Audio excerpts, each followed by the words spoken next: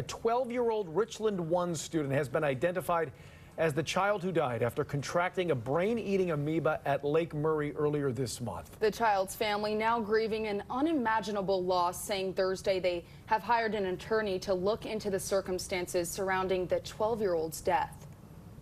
This is 12-year-old Jason Carr, a Hand middle school student who is about to enter the 8th grade. Earlier this month, Jaysen contracted an infection from the brain-eating amoeba Naegleria fowleri after swimming in Lake Murray. The deadly infection took his life July 18th. The Carr family's attorney Tyler Bailey releasing this statement to WACH Fox News, saying, quote, Jason's family is grieving this unthinkable loss, but they are also grateful at the outpouring of love and support they have received from the community. The family has many questions about how and why Jaysen died and wants to do everything in their power to ensure this doesn't happen to another family. Bailey adding that Carr's family is grateful for care and compassion of the doctors and nurses at Prisma Health Children's Hospital. It's not an issue when we come in contact with it.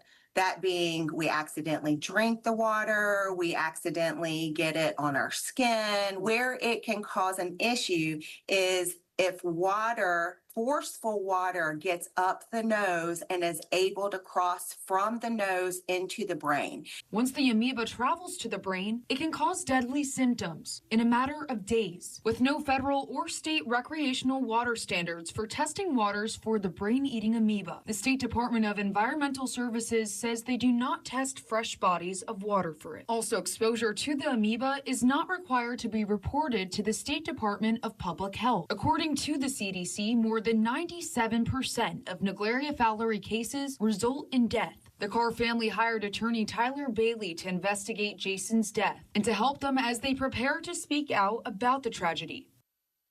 Now, the Carr family is facing not only the heartbreak of losing their son, but also the reality of unexpected expenses.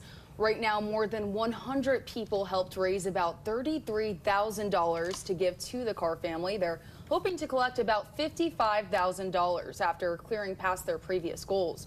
We have a link to that GoFundMe on our website over at WACH.com. Hand Middle School mourning the loss of rising 8th grader Jason Carr. Like most students during the summer break, the 12-year-old was enjoying Lake Murray but contracted a deadly amoeba while swimming. Carr was a student, brother, son, friend, and a baseball player. Coaches say he had unlimited potential. He was friends with everybody.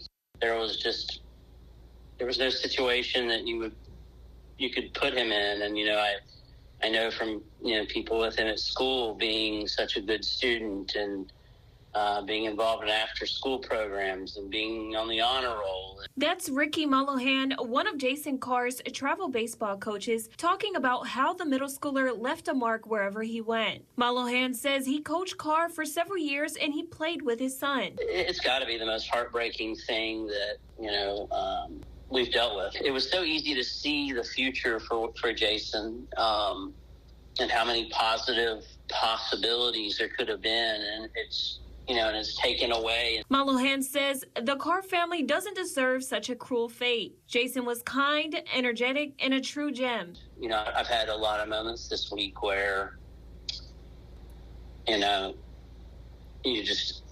son's just standing there and I look over at him and I get choked up because it's just, I'm sure, Clarence and Ebony were,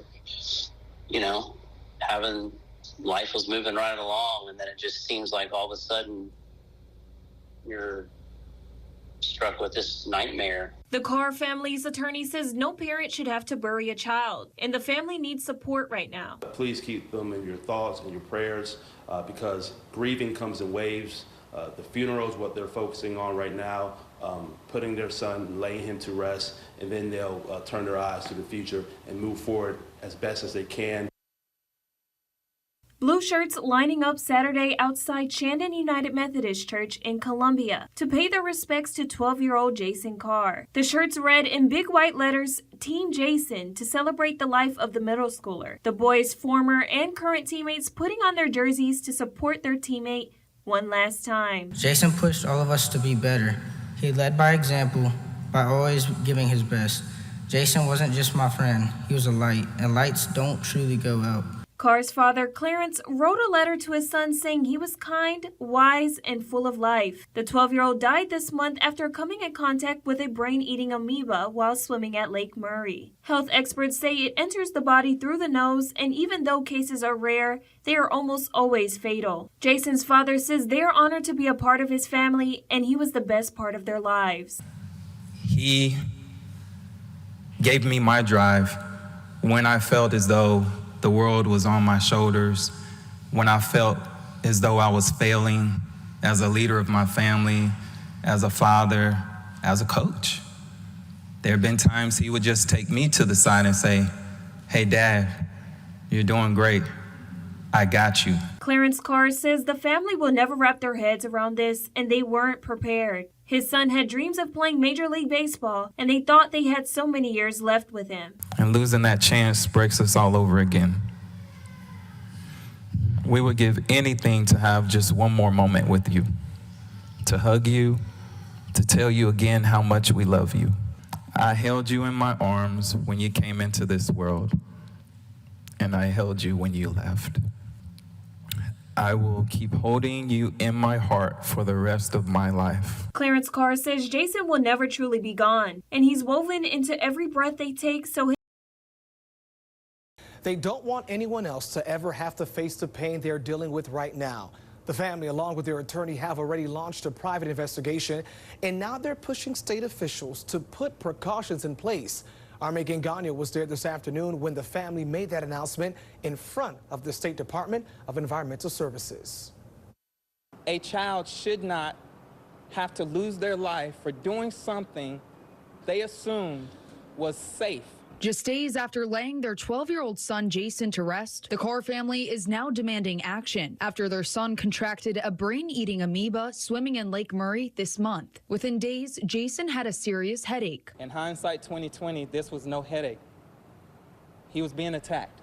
Even through the medication and sedation, he kept fighting through it. The family has made clear that if there were warnings about the deadly amoeba being present in the water, Jaysen never would have gone in. I would think that everyone going to that lake or any other body of water in this state would assume that they would leave with their family intact. We're missing one. The CDC reports there have been 167 reported cases of Naegleria fowleri in the U.S. since 1962. But in South Carolina, the infection is not a reportable disease. The state's Department of Public Health adds they do not track or comment on individual cases. Nobody ever reached out to him.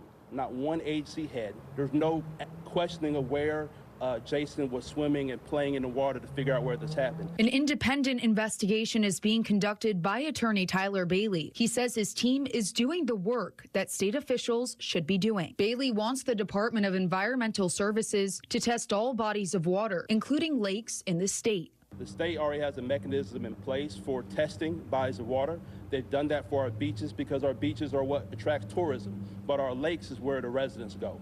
There should never be a situation where a child loses life playing in Lake Murray, doing what kids do, and the agencies and departments that the reason why people feel safe do not do anything. No reports, no phone calls, no follow-up, no investigation. And anyone that thinks this is rare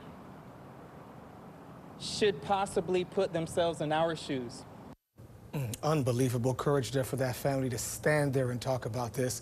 That was our Megan Gagnon reporting. The Carr family and their attorney, Tyler Bailey, are still investigating. But moving forward, they are seeking legislation that requires the brain-eating amoeba to be added to the reportable diseases, and that testing is done for lakes and not just beaches. So here are some things to know about the amoeba. It's most dangerous in water that is warmer than 77 degrees for an extended period. It's common in lakes, rivers, and in the southern U.S. Amoeba enters the brain through the olfactory nerve in the nose. Symptoms start with a headache and nausea, and by the time the pain is severe, it's often too late to save the patient. It cannot be passed from person to person. 167 cases have been reported since 1964, and only 4 people have survived. The last known death in South Carolina was in 2016.